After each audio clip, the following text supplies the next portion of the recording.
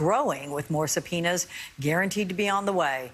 Joining me now, Betsy Woodruff-Swan, national correspondent for Politico, also an Msnbc contributor. Betsy, always good to see you. Let's get into this because it feels like the committee's really stepping on the gas in this investigation, right? They're going straight to subpoenas. Chairman Benny Thompson is threatening to issue criminal referrals to anyone who defies those subpoenas. What do you make of all of it at this point? The threat to issue criminal referrals is significant. In part, anytime you start talking about members of Congress accusing people of crimes, that's a big deal. But it's doubly important, of course, because the Biden administration controls the political appointees at the Justice Department. If Trump were president and Congress were controlled by Democrats, there's no way that DOJ would bring charges against people for defying a Democratic congressional investigation. But now, if these Democrats are able to put together criminal referrals that are serious, which they will be able to do if any of these witnesses defy their subpoenas, there's a very good likelihood that DOJ will take those referrals seriously. And that's something that is sure to be front of mind for any of these Trump world witnesses who are thinking about defying those subpoenas. If the Justice Department had, for whatever reason, been controlled by Republicans, then the only next step Democrats would have been able to take to try to force testimony would have been through civil litigation, which, as we all know, can take a really long time, very difficult for Congress to get what they want that way. The fact that DOJ is a serious player in this particular moment of the investigation is something that I'm sure is worrying a number of these witnesses. To the point of thinking, yeah, we could end up in jail. We could be behind bars. Is that realistic? Certainly. My understanding is that the criminal penalties, if you're convicted of defying this type of congressional investigation, can include a fine that's up to 6 figures, as well as a prison sentence of, I believe, up to a year. Wow. It's no joke. This is a pretty serious threat. That's it's going to be motivating these witnesses when they're trying to figure out what their legal options may be. Mm-hmm. Do you have any reporting on when we might see the next round of subpoenas and who those might be for? You know, I've been asking about that. I don't have specifics on when and who, but I expect that the committee is likely to subpoena folks who were at the Defense Department on January 6th. Right now, what we've seen are subpoenas related to the people who organized Stop the Steal. We've seen outreach by the Congressional Committee to all the tech companies and telecom companies for communications by and about White House officials.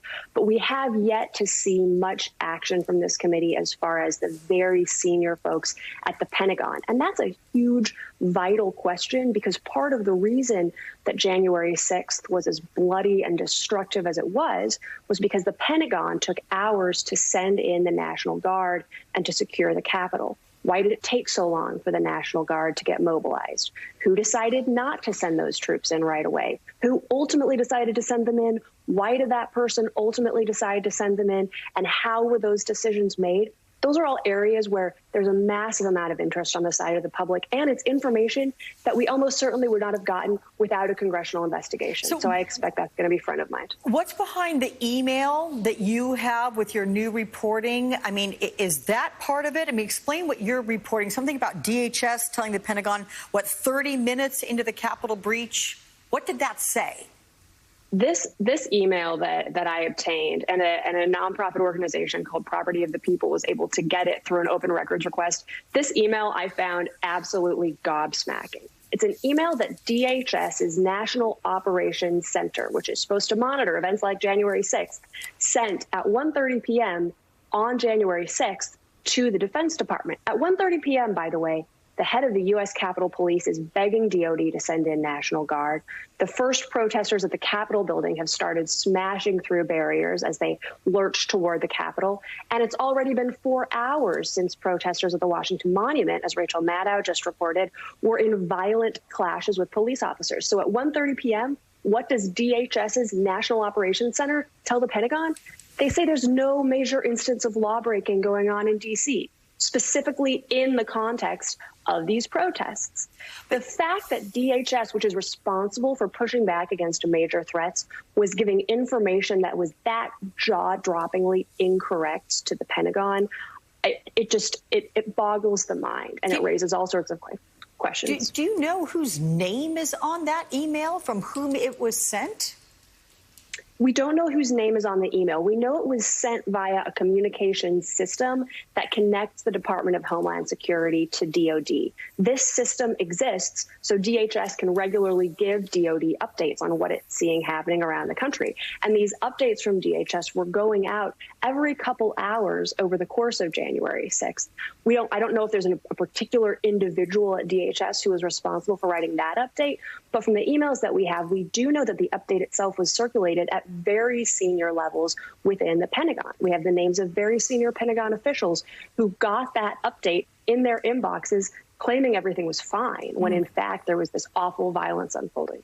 Yeah, gobsmacking is exactly the way to describe that one. Let me get to one more piece of reporting you have about a covert ops program by the U.S. Postal Service. That one sprung into action in the days following January 6th. What can you tell us about that one? This is also a fun one. The fact that the Postal Service has a covert operations program. In fact, it's called the Internet Covert Operations Program, or ICOP, is something that I cover law enforcement. I wasn't even aware of the fact that this secret ops program existed in the Postal Service. What it did was, in the days after January 6th, analysts and investigators in this covert ops program were looking for ways to get access to social media postings that had been disappeared. Many of the conversations leading up to January 6th by extremists happened on a social media platform called Parler. And so much of the content was so troubling that the major internet companies moved to basically take Parler offline. The problem that presented for investigators was that suddenly there was all this evidence, potential evidence of crimes that they had trouble getting to. And this is where the Postal Service's covert ops program comes in.